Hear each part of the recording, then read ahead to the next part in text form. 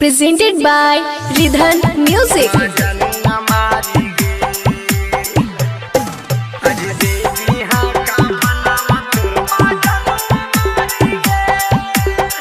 Bholenath recording studio बानावर बिशुनगंज। सुनर दिलावा से काहे कैनी खेल करे जा काहे कैनी खेल सुनर दिलावा से काहे कैनी खेल सोना काहे कैनी खेल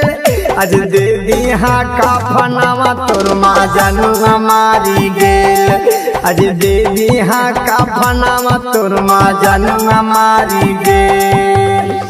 जियत जिंदगिया में भेजी देनी जेल करे जा भेजी देनी जेल जियत जिंदगिया में भेजी देनी जेल सोना भेजी देनी जेल आज दे दिहा का फनावा तोर माँ जानू हमारी गेल आज दे दिहा का फनावा तोर माँ जानू हमारी गेल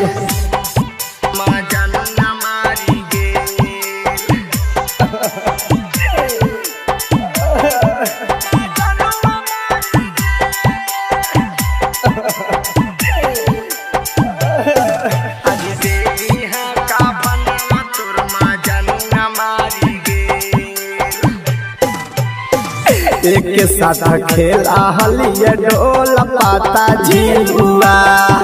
माथावा के केसिया में मारा हनी ढिलुआ एक के साथ खेला हलिया डोल पाता झिलुआ माथावा के केसिया में मारा हनी ढिलुआ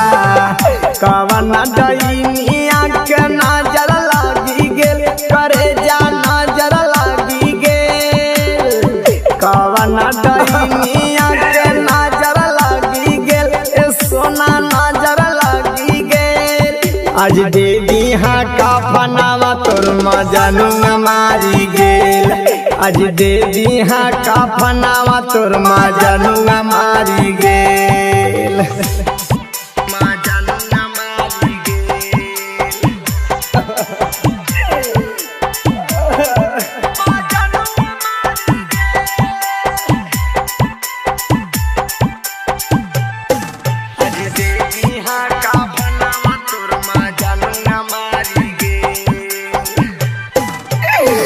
तोरे सूरतिया में बस हलदी लगे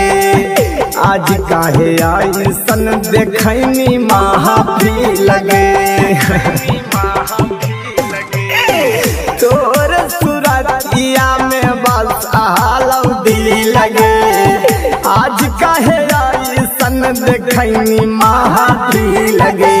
राहुल रावानी के देहिया में अगिया लागी गेल करे अगिया लागी गेल राहुल रावानी के देहिया में अगिया लागी गेल सोना अगिया लागी गेल आज दे दिहा का फनावा तोर माँ जानू हमारी गेल आज दे दिहा का फनावा तोर माँ जानू हमारी भोलेनाथ रिकॉर्डिंग स्टूडियो बानावर बिशुनगंज।